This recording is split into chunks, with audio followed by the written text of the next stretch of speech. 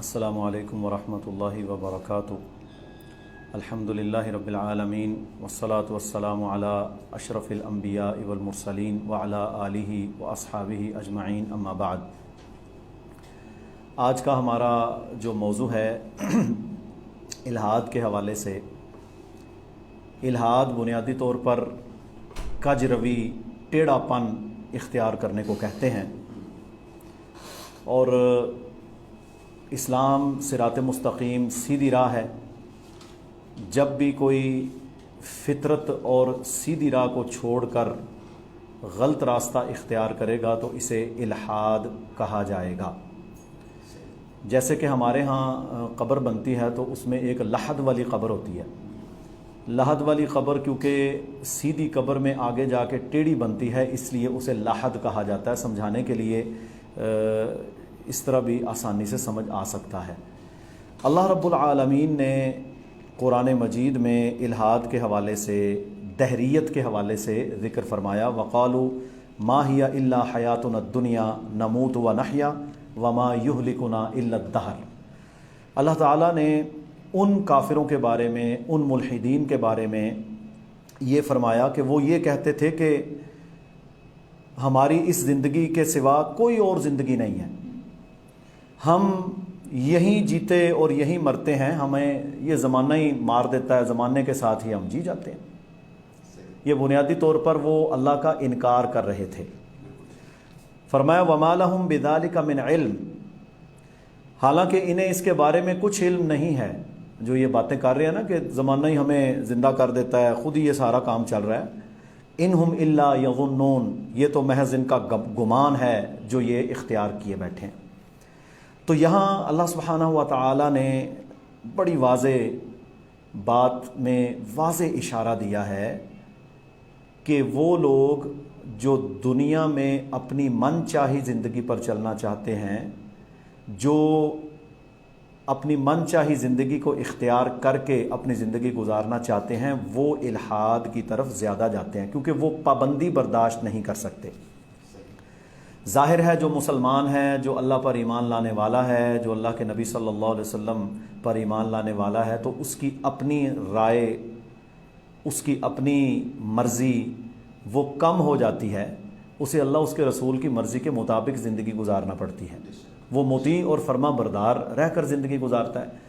और जो मुल्हिद होता है, जो लादीन होता है, जो एथीस्ट होता है, जो किसी चीज़ को मानता ही नहीं, वो फिर अपनी मर्ज़ी की ज़िंदगी गुजारता है, और यहीं से सारे फितनों का आगाज़ होता है। अब देख लें दुनिया में इस वक्त निज़ामों के अंदर जो इल्हाद है, उस इल्हाद में सबसे पहले मैन मेड लॉ, अपना बनाया हुआ कानून। अपना बनाया हुआ कानून जब आप अपने ऊपर नाफिज करेंगे तो क्या ख्याल है, जुर्म रुकेगा? जुर्म कभी भी नहीं रुकेगा, क्योंकि आप अपने मन चाहे कानून पर, जो आपको सूट था आपने वो बनाया। जो अल्लाह का कानून है, जब आप उस पर चलेंगे तो फिर आप जुर्म से रुकेंगे, नहीं भी चाहेंगे तो वो कानून आपको जुर्म से रोकेगा। तो सबसे पहले इल्हाद क्या हुआ? निज़ामों का इल्हाद। इल्हाद की जो अक़साम हैं, इनमें पहले नंबर पर रहा है इल्मी इल्हाद, यानी लोग नॉलेज के साथ इनकार करते थे। इसकी तादाद बहुत कम है, शायद 1% भी दुनिया में ऐसे लोग नहीं हैं जिन्होंने इल्म के साथ इल्हाद किया है, यानी इल्म के साथ अल्लाह का इनकार, शरीयतों का इनकार, किताबों का इनकार, निज़ामों का इनकार, अपनी मनचाही ज़िंदगी पर चले, ये बहुत कम है। दूसरे नंबर पर नफसानी इल्हाद है, इसकी तादाद बहुत ज़्यादा है। नफसानी इल्हाद क्या है कि कुछ ऐसे लोग हैं जो शहवत परस्ती की तरफ माइल, म्यूज़िक सुनने की तरफ माइल, बेहयाई की लत उन्हें पड़ी हुई है, शराब खोर हैं, जानी हैं, बदकार हैं। अब उनके लिए शरीयत एक कोड़ा बन जाता है। इस्लाम पर अमल करना, अल्लाह की बात मानना, अल्लाह के रसूल सल्लल्लाहु अलैहि वसल्लम की बात मानना, शरीयत के दायरे में रहना, ये उनके लिए बड़ा मुश्किल बन जाता है। तो वो क्या करते हैं, वो इस वजह से कि उनकी नफसानी ख्वाहिशात के रास्ते में इस्लाम माअज़ल्लाह उनके मुताबिक रुकावट बनता है, तो वो क्या करते हैं, वो अपनी नफसानी ख्वाहिश को ऊपर ले आते हैं और अल्लाह, उसके रसूल का, किताबों का, शरीयतों का इनकार ही कर देते हैं। یہ الحاد بہت زیادہ ہے اور معاشرے کے اندر یہ الحاد پیوست ہونا شروع ہو چکا ہے۔ یہ الحاد ہمارے معاشرے میں پھیلے، اور جیسا کہ میں سمجھتا ہوں کہ ہمیں عموماً اس کے مظاہر دکھائی دیتے ہیں، تو بے حیائی کا عام ہونا اور اس طرح کے جو معاملات ہیں ان پر تو قابو پانا بہت مشکل ہوگا۔ جی، اصل میں بنیادی طور پر یہ جو نفسانی الحاد ہے نا، اس میں فرق ہے سارے کا سارا تربیت کا۔ جب انسان سادگی کے ساتھ فطرت والی زندگی گزارتا ہے اور وہ اپنے مالک اپنے خالق کو پہچانتا ہے اور اس کے مظاہر اسے دنیا میں نظر آ رہے ہیں، وہ میں آگے چل کے انشاءاللہ کچھ اس کی ڈسکشن بھی کرتا ہوں کہ اللہ تعالیٰ کی قدرتوں کی نشانیاں جو اللہ تعالیٰ نے قرآن مجید میں ارشاد فرمائی ہیں، آج کی جدید سائنس بھی اس کا انکار نہیں کر سکی۔ مثلاً وہ لوگ جو آج سے 100 سال پہلے یہ نہیں جانتے تھے، بڑے بڑے ایسٹرونومسٹ بھی نہیں جانتے تھے کہ اللہ تعالیٰ نے اس کائنات کو، اس دنیا کو جب وجود دیا تو یہ بالکل ہل رہی تھی، تو اس کو کیسے دوام دیا؟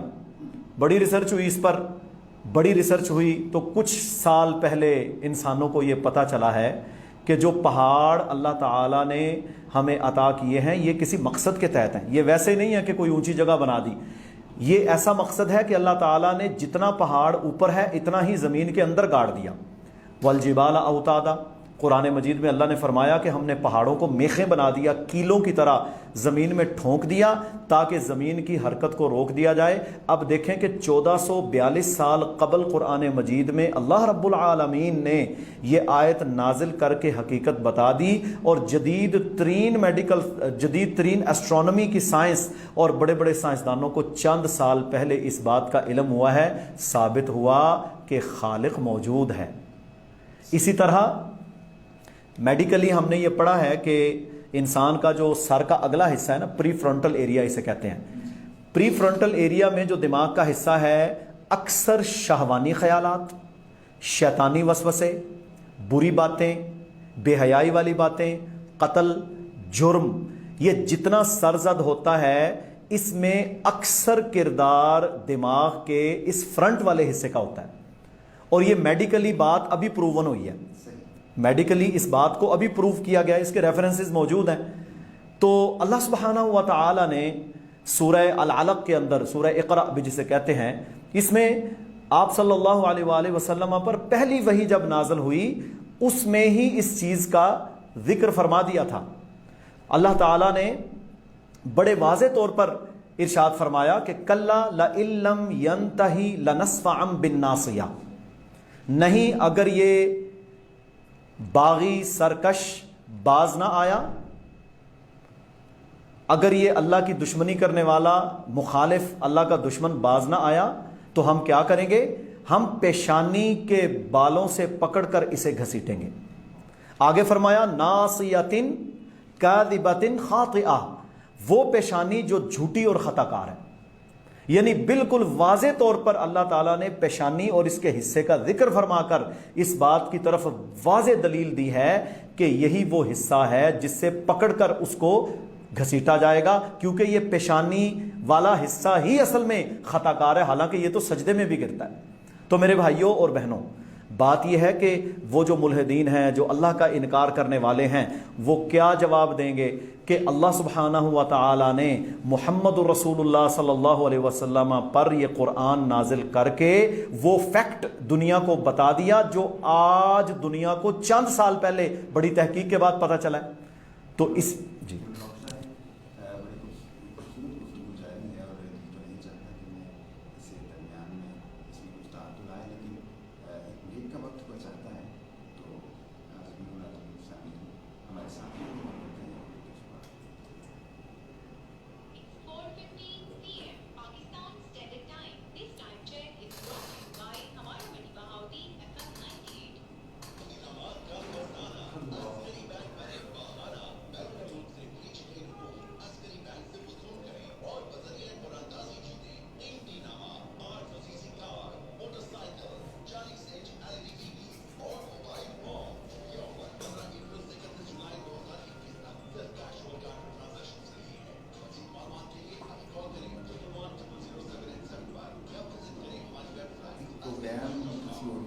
رہے ہیں جڑا کئی صاحب کا دیکھا ہونا فیس بک پہ جی جی میں دیکھا 94 نیوز تو کئی صاحب نال مل کر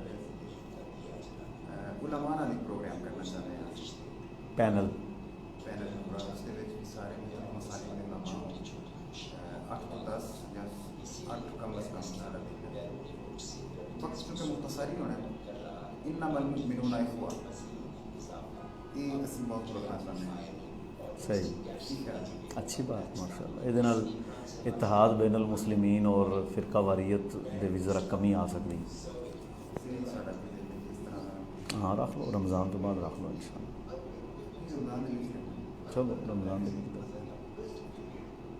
رمضان دے وچ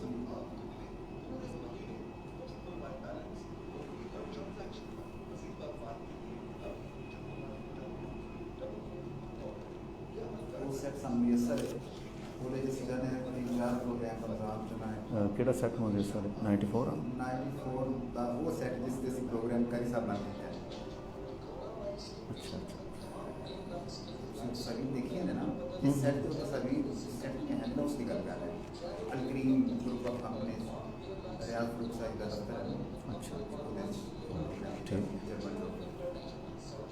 وہ بڑا خوبصورت سیٹ ہے استعمال ہو اچھا استعمال ہے اچھی بات ہے ان شاء اللہ تعالیٰ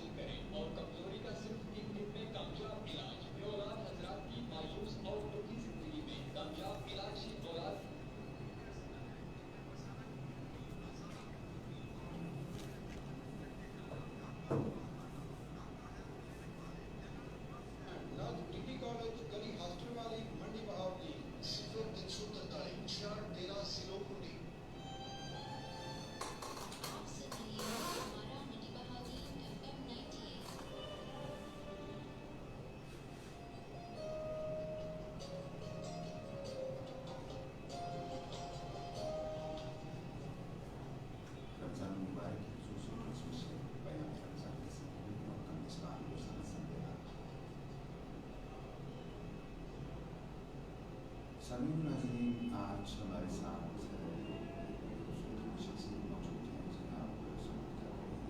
मौजूद भी बड़ा दिलचस्प है और वक्त की अहम ज़रूरत भी है। तो जनाब डॉक्टर यासिर सिद्दीकी साहब की तरफ चलते हैं और उनसे गुजारिश करते हैं कि जहाँ से गुफ्तगू का सिलसिला टूटा था वहीं से जोड़ें। जी डॉक्टर साहब। जी है और अल्लाह सुब्हानहू व तआला ने अपनी पाक किताब के अंदर किस अंदाज में अपनी निशानियां बयान करके लोगों को दिखाया है कि अल्लाह सुब्हानहू व तआला वहदहू ला शरीक खालिक इस दुनिया का मौजूद है। इसी तरह हमारे यहाँ एक नफ्सियाती इल्हाद भी पाया जाता है, यानी कुछ लोग ज़हनी तौर पर बीमार होकर, ज़हनी तौर पर डिप्रेशन और स्ट्रेस का शिकार होकर और ज़हनी तौर पर मखमसे का शिकार होकर, ज़हनी तौर पर उलझनों का शिकार होकर, नफ्सियाती अमराज का शिकार होकर, मुआशरती मसाइल का शिकार होकर वो बेदीनी की तरफ चल पड़ते हैं। हालांकि होना तो ये चाहिए था कि इसका इलाज करवाया जाता और मुआशरती मुआमलात में रुजू इल्लाह किया जाता। जो सुकून आपको रुजू इल्लाह में मिलेगा वो सुकून आपको मुल्हिद बनकर, लादीन बनकर, एथीस्ट बनकर कभी भी नहीं मिल सकता। ठीक है जी।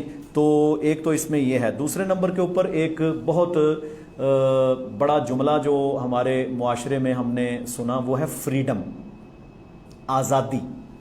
यानी इस फ्रीडम को जब मगरिब से निकाला गया तो इस फ्रीडम ने भी दुनिया में इल्हाद में इजाफा किया है। सबसे पहले इसकी जड़ तो बाकायदा जो मगरबी ममालिक थे इनसे शुरू हुई, जब उन्होंने चर्च और अपने सियासत को अलग अलग कर लिया। उन्होंने कहा जी दीन अलग होगा और सियासत अलग होगी, वहीं से इसकी जड़ पड़ी। और फिर इसके बाद जब जमहूरी निज़ाम दुनिया में राइज हुए तो जमहूरी निज़ामों में बुनियाद क्योंकि फ्रीडम होती है, फ्रीडम ऑफ स्पीच, फ्रीडम, आपके कारोबार में आज़ादी, आपके रहने सहने में आज़ादी, आपके मुआमलात में आज़ादी, हर चीज़ में ही आज़ादी जमहूरियत आम तौर पर देती है। तो इसने भी इल्हाद का दरवाज़ा खोला है। जबकि अल्लाह के हुक्मों के ताबे रहकर लोग जब चलते थे तो वो आज़ादी का शिकार नहीं होते थे, वो हुक्मों के तहत चलते थे, वो बड़े बेहतरीन चलते थे। तो अब हमारे यहाँ ये हुआ कि जमहूरियत की पहली सीढ़ी क्योंकि सेकुलरिज्म है कि जी सब ठीक है, हर एक ही अच्छा है, सबको ही अच्छा कहा जाए, कोई कुफर कह रहा है, कोई शुक्र कर रहा है, वो सबको ही अच्छा करार देना है, किसी को कुछ नहीं कहना। देखिए ये भी इस्लाम में नहीं है। इस्लाम में तो भाई हक और बातिल ये शुरू से रहा है, और अगर हक और बातिल ना होता तो फिर आप सल्लल्लाहु अलैहि वसल्लम का बदर में, उहद में, हुनैन में, गज़वात के अंदर क्यों मुकाबले होते। हक और बातिल शुरू से रहा है। हाँ, हक और बातिल को डील करने का तरीका जो शरीयत ने बताया उसके मुताबिक करना चाहिए। तो यहाँ सेकुलरिज्म इल्हाद की पहली सीढ़ियों में से एक सीढ़ी है। जब आप दीन से मुबर्रा हो जाते हैं, फिर सेकुलरिज्म ये सिखाता है कि जी आपकी स्टेट को क्या ज़रूरत है अल्लाह के कानून की आपकी स्टेट को क्या ज़रूरत है रसूलुल्लाह की बातें सुनने की सल्लल्लाहु अलैहि वसल्लम। आपकी स्टेट को क्या ज़रूरत है कारोबार में शरीयत को फॉलो करने की। तो फिर होता ये है कि सेकुलरिज्म के अंदर सब कुछ बराबर करार देकर लोगों को मादर पिदर आज़ादी दे दी जाती है। और आजकल देख लें पाकिस्तान जैसा इस्लामी मुल्क जो कि ला इलाहा इल्लल्लाह की बुनियाद पर मार्ज़ वजूद में आया, इस्लामिक रिपब्लिक ऑफ पाकिस्तान इसका नाम है। यहाँ पर भी फ्रीडम ऑफ स्पीच के नाम पर लोग कैसी कैसी गुफ्तगू कर जाते हैं जो कि कुरान और अल्लाह के दीन की सरी मुखालिफत में होती है। और मेरे भाइयों, लोग उनको कहते हैं जी आप इनसे कुछ ना कहें, आप इनको मना ना करें। ये फ्रीडम ऑफ स्पीच, ये सेकुलरिज्म, ये मादर पिदर आज़ादियाँ, इन्होंने भी इल्हाद की तरफ नौजवानों को, लोगों को लेकर जाने में एक बड़ा किरदार अदा किया है। जबकि हमें यह चाहिए था कि हम अपने घरों में, अपने मुआशरों में तरबियत का ऐसा निज़ाम रखते कि हर चीज़ की एक रेड लाइन हम मुकर्रर करते। देखें दुनिया में हर मुल्क जो है ना उसकी कुछ रेड लाइंस हैं। पाकिस्तान में भी रेड लाइंस हैं। मैं इसकी बड़ी मोटी मिसाल देता हूं कि एक अच्छा सोल्जर जो फौज में जाता है और वो अच्छी तरक्की करता करता कर्नल तक पहुंच जाए, उसको तमगे भी मिले, मेडल्स भी मिले, लेकिन वो एक वक्त में आकर अकरबा परवरी शुरू कर दे, गद्दारी शुरू कर दे, दुश्मन को राज बेचना शुरू कर दे, तो उसी सोल्जर का कोर्ट मार्शल करके उसे सजाए मौत तक दे दी जाती है। अब जब उसे सजाए मौत देने लगे तो वो ये कहे कि जनाब मैंने इतनी खिदमत, 15 साल तुम्हारी खिदमत किया, तुमने मुझे ये सिला दिया है। तो उसे ये कहा जाएगा जब तुमने खिदमत की थी तुम्हें उसका सिला मिलता रहा, جب اب تم غداری کر رہے ہو تو اب تمہیں غداری کا صلہ ملے گا. ہر چیز کی ریڈ لائنز ہیں. اب وہ مغرب کے ممالک، میں خود انگلینڈ میں رہا ہوں، دیگر ممالک میں رہا ہوں، تو ہم نے دیکھا کہ مغرب کے ممالک میں، یو کے میں، جہاں سزائے موت نہیں ہے، لیکن آج بھی اگر ان کے ملک کے ساتھ کوئی غداری کرے، ان کی کوئین کے ساتھ کوئی غداری کرے تو وہ اسے سزائے موت دے دیتے ہیں.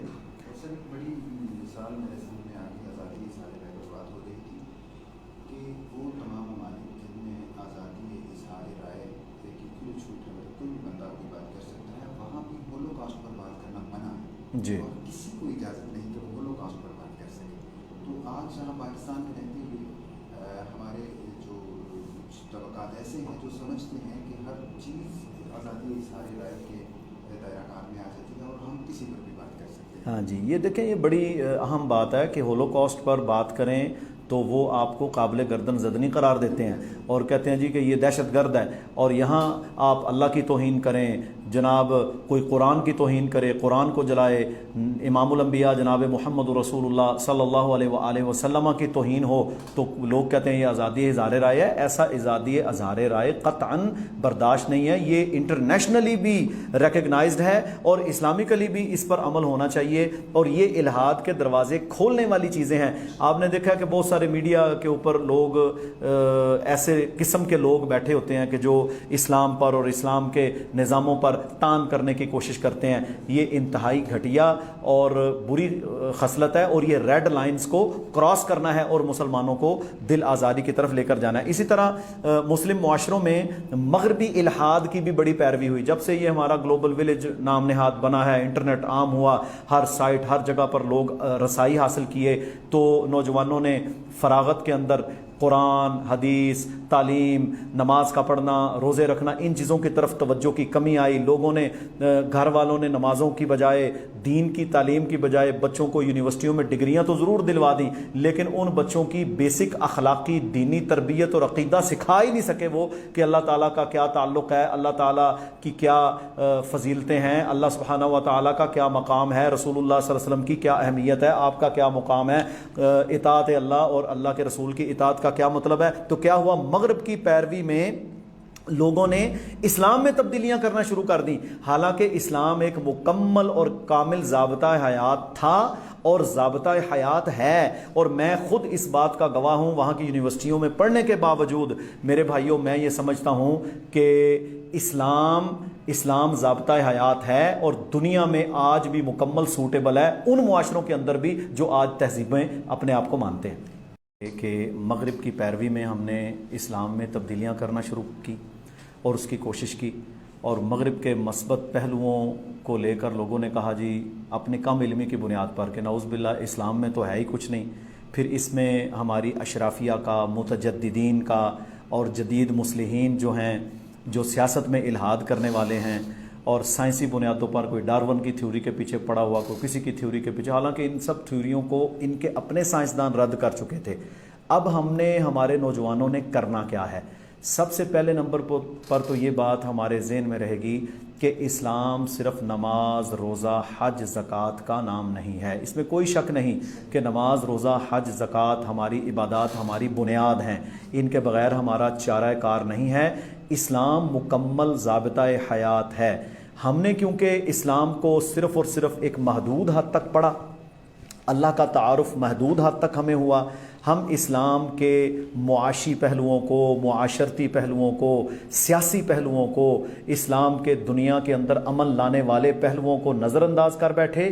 اس وجہ سے بھی لوگوں کے اندر، دماغوں کے اندر یہ خلش پیدا ہونا شروع ہو گئی. وہ احساس کمتری کا اپولوجیٹک ہو گئے کہ یار پتہ نہیں اسلام میں تو ہے ہی کچھ نہیں، مغرب میں یہ نظر آ رہا ہے جی یہ حقوق ہیں، حالانکہ یہ مغرب میں جتنا آپ کو چائلڈ بینیفٹ کا نظام ملتا ہے یہ تو سیدنا عمر رضی اللہ تعالیٰ عنہ نے اسلام نے شروع کیا تھا. یہ سارا جو فلاحی ریاست کا تصور دیا ہی اللہ تعالیٰ نے ہے. ہم کیونکہ اسلام کا سیاسی، معاشرتی اور معاشی پہلو پڑھتے نہیں ہیں اور ہم صرف نماز، روزے، حج، زکوٰۃ کو ہی اسلام سمجھتے ہیں، تو اس وجہ سے بھی لوگ ڈی ٹریک ہو جاتے ہیں، ایسے لوگوں کی باتوں کے اندر آ جاتے ہیں جو لوگوں کو گمراہ کرنے کی کوشش کرتے ہیں. تو ہمارا پہلا مطمع نظر یہ ہونا چاہیے ہمارے بالخصوص نوجوانوں کو اور عامت الناس کو کہ وہ اسلام کو ایز اے مکمل لائف سٹائل، ایز اے مکمل ضابطہ حیات پڑھیں، اسلام کے سارے پہلوؤں کا جائزہ لیں، تو آپ کو پتہ چلے گا کہ یہ وہ سچا اور سچا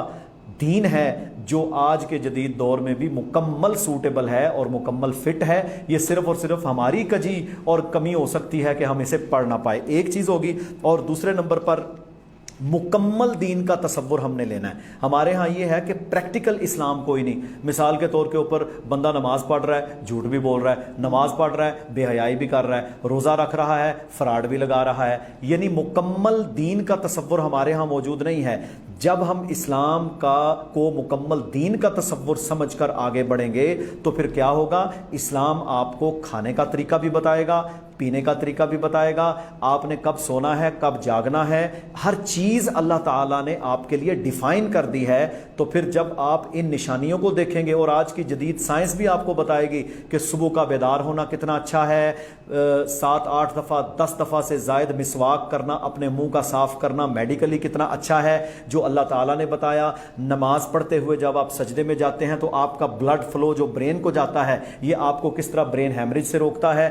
کتنی ہی ایسی چیزیں ہیں جو ہماری دنیاوی زندگی کے لیے بھی بینیفیشل ہیں، جو اسلام میں ہیں، لیکن ہمیں ان تک پہنچنے نہیں دیا جاتا۔ ہمیں اپولوجیٹک بنا کر، معذرت خواہانہ بنا کر، ہمارے نوجوانوں کو ڈی ٹریک کرنے کے لیے انہیں چکنے چپڑے خواب دکھائے جاتے ہیں، انہیں رنگینیاں دکھائی جاتی ہیں، اور وہ اس کے اندر غرق ہو کر رہ جاتے ہیں، جبکہ اللہ تعالیٰ کی نشانیاں بالکل واضح اور دو ٹوک پوری کائنات کے لیے موجود ہیں۔ اور اللہ تعالیٰ کہتا ہے کہ الذی خلق الموت والحیات لیبلوکم ایکم احسن عملا، اللہ کہتا ہے میں نے زندگی موت کو پیدا کیا، میں دیکھوں کہ تم میں سے اچھے عمل کون کرتا ہے۔ اور اللہ تعالیٰ نے زمینوں کو بنایا، آسمانوں کو بنایا، پہاڑوں کو بنایا، ان سب میں اللہ نے دریاؤں کو چلایا، اللہ تعالیٰ نے پوری نظام کو چلایا، اور اس چلانے میں اللہ تعالیٰ کے لیے کوئی مشکل قطعاً نہیں ہے۔ یہ چیزیں، یہ نشانیاں جب ہم دیکھیں گے، میں ایک اور بات بیان کرتا ہوں، ریپروڈکٹیو سسٹم ہے، بچوں کی پیدائش کا جو نظام ہے، یہ آج سے چند سال پہلے میڈیکل سائنس کو پتہ چلا ہے کہ اس کے سٹیپس کیا ہیں، جب یہ